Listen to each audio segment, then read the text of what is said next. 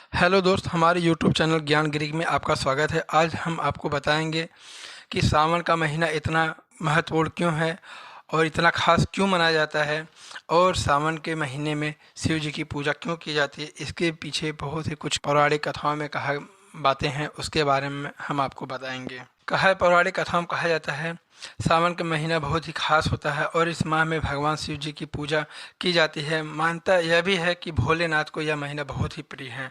इस माह में जो भी भक्त पूरी श्रद्धा और भक्ति से उनकी पूजा अर्चना करता है, महादेव उसकी कामना जरूर पूरा करते हैं। यही वजह है सावन आते ही मंदिरों में भक्तों की कतार लग जाती है। लेकिन इस महीने को आखिर इतना खास क्यों मनाया जाता है और क्यों शिव जी को सावन मास का देवता कहा जाता है, आइए इसके बारे में आपको और भी ढेर सारी चीज़ें मैं बताऊंगा। पौराणिक कथाओं में कहा गया है सावन के महीने में जब समुद्र मंथन इसी महीने में समुद्र मंथन किया गया था और इस मंथन के दौरान निकलने वाला हलाहल विष को शिव जी ने ग्रहण किया, और कहा जाता है शिव जी का नाम इसी वजह से हलाहल भी पड़ा था। और विषपान के बाद उनका कंठ नीला पड़ गया, जिसकी वजह से उन्हें नीलकंठ महादेव भी कहा जाता है। विषपान के दौरान शिव जी का शरीर जलन हुई तो देवताओं ने उनके शरीर पर जल डालना शुरू किया। विष के प्रभाव को कम करने के लिए बेलपत्र धतूरा आदि चढ़ाया। इसके बाद उनके शरीर की जलन कम हुई। शिव जी ने सावन माह में ही संसार को इस हलाहल विष से बचाया था, इसलिए सावन के महीने में विशेष पूजा की जाने लगी। कहा जाता है इस माह में शिव जी का जल अभिषेक करने, उन्हें बेलपत्र धतूरा आदि प्रिय चीजें चढ़ाने से शिव जी अत्यंत प्रसन्न होते हैं। एक और पौराणिक कथा है।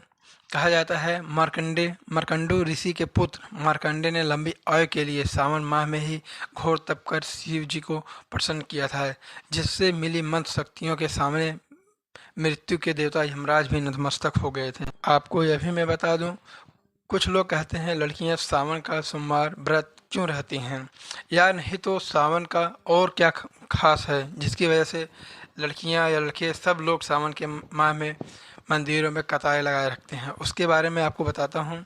इसके पीछे पौराणिक मान्यता यह भी है, प्रजापति दक्ष की पुत्री माता सती ने अपने जीवन को त्यागने के बाद हिमालय राज के घर पार्वती के रूप में जन्म लिया था, और पार्वती शिव को ही अपना पति मानती थी। उन्होंने भगवान शिव को प्रसन्न करने के लिए कई वर्षों तक कठोर तप किया।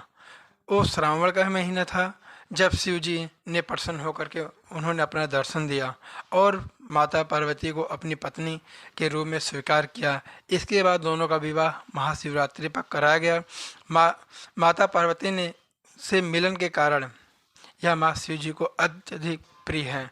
कुंवारी लड़कियां और लड़के इस माह में शिव जी और माता गौरी का विधिवत पूजा करते हैं तो उन्हें सुयोग जीवन साथी की प्राप्ति भी होती है। तो ऐसा शास्त्रों के अनुसार सावन महीने में भगवान शिव योग निद्रा में चले जाते हैं, इसलिए ये समय भक्तों और साधु संतों के लिए अमूल्य होता है।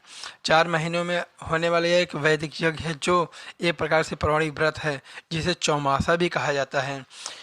भगवान विष्णु के योग निद्रा में चले जाने के बाद सृष्टि का संचालन का उत्तरदायित्व खुद भगवान शिव को ग्रहण करना होता है। इसलिए इस सावन के प्रधान देवता भगवान शिव को ही माना जाता है। आपसे अपेक्षा है कि हमारी वीडियो आपको अच्छी लगी हो, कृपया हमारे चैनल को लाइक करें और सब्सक्राइब करें। Thank you for watching our video.